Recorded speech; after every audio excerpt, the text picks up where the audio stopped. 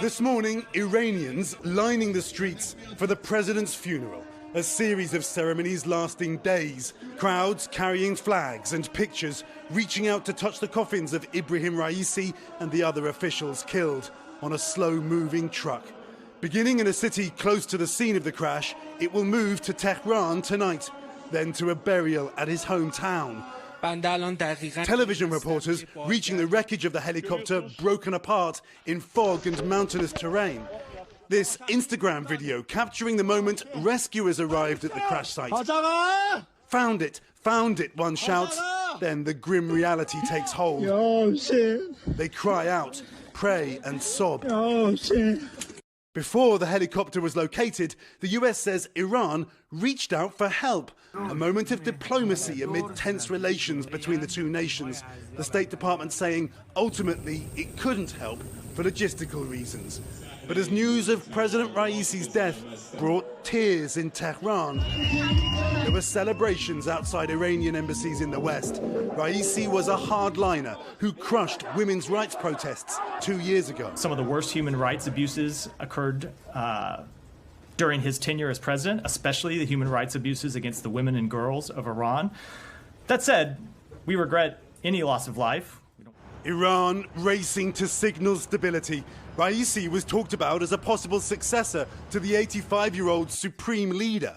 But it is an opaque process. And an advisor to the government reached in Tehran, suggesting to NBC News he was not an official candidate. Contrary to what some people in the West were saying, he was not any candidate for the position of leader. He says there will be no change in foreign policy, while a date for new presidential elections has been quickly set, late June. So just a few weeks from now. Keir, the world has had a day now to react to this sudden news. Any indication that there could be a shift in diplomacy in the wake of all of this? Any idea?